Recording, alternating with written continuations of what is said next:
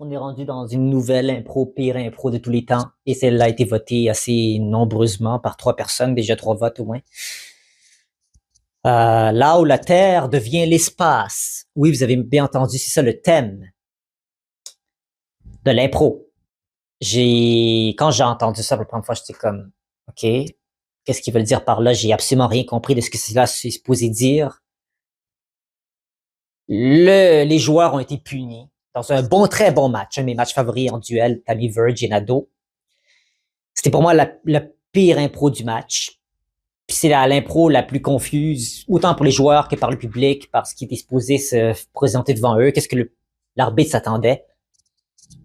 Donc là, le thème, littéralement toutes ces pires impôts qu'on a vu analysés jusqu'à présent, c'est littéralement le thème qui est le moins inspirant. Puis je comprends tout à fait que les joueurs savaient pas trop quoi faire avec ça.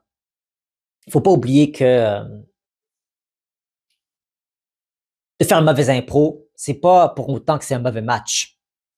Mais dans la catégorie des pires impros, je dois me le souligner. C'était intéressant comment, dernier épisode des pires impros, j'ai analysé un match, plutôt une impro dans un match que j'ai considéré comme qui a donné la tournure du match pour un ou une joueuse en particulier, qui était dans ce cas-là Anaïs Favron.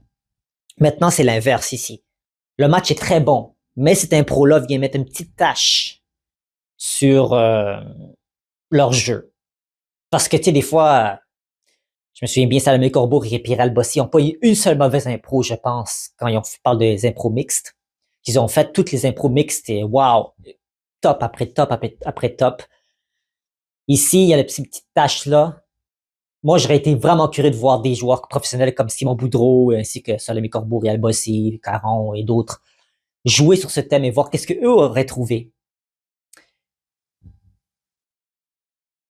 Et ça parle de quoi le thème? Si vous vous souvenez, c'est un général de l'armée qui s'est déguisé en pingouin, en tant que mascotte ou je ne sais trop quoi. En manchot, je pense c'est plutôt en manchot.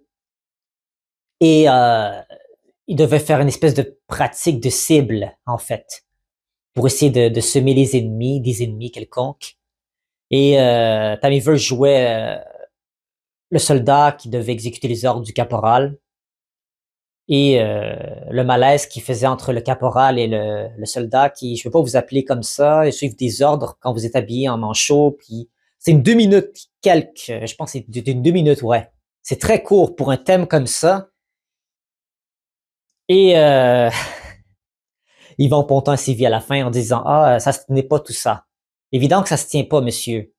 Sous votre respect, je vous défends souvent, mais vraiment le thème est vraiment pas inspirant. Regarde, même moi, qui essaie d'allumer un petit peu une flamme, puis essaie de mettre du mien pour dire comme quoi il y a ici nécessité que je peux faire des suggestions de qu'est-ce qu'il aurait pu faire de mieux. Je sais pas. Là où la Terre devient l'espace, pour une 2 minutes, libre, mais quand même, il n'y a pas de guide. La Terre devient l'espace. Euh, Peut-être qu'une concept hallucinogène, peut-être que quelqu'un s'imagine qu'il est ailleurs quand il est réellement sur Terre, mais qu'il s'imagine qu'il est dans l'espace, un côté comme à la LSD, puis que, mettons, quelqu'un serait au plancher de la patinoire, puis Tammy Verge ou vice-versa, où Nado ferait les mouvements pendant que les personnes qui par terre, en tant qu'hallucinogène, ferait une narration d'une histoire. C'est un procédé d'écriture que je considère intéressant, qui n'a pas été fait en impro. Peut-être, mais j'ai pas trop de souvenirs de ça. Ça. On aurait pu arriver à quelque chose avec ça, mais même là, c'est très poussé et c'était dur sur le coup de trouver quelque chose. Donc, si cette punition-là, je les pardonne aux joueurs, je pardonne parce que vraiment, le thème n'était pas inspirant. Ici, il y avait une belle complicité, il y avait une belle écoute, des belles propositions, des propositions forcées dans ce cas-ci. Mais donc voilà, je vais pas parler plus longtemps de cette impro-là. Je pense qu'on a compris le principe. C'est une impro qu'on peut pardonner à n'importe quel joueur qui jouerait même les pires matchs et tout. Je comprends que cette impro-là, vous ne faites pas du service de l'affaire. C'est un beau test malgré tout. Donc, merci à vous d'avoir été de la partie. On se retrouve à très bientôt pour une autre pire impro. Ça se peut que j'en donne une autre cette semaine. Donc, restez à l'affût.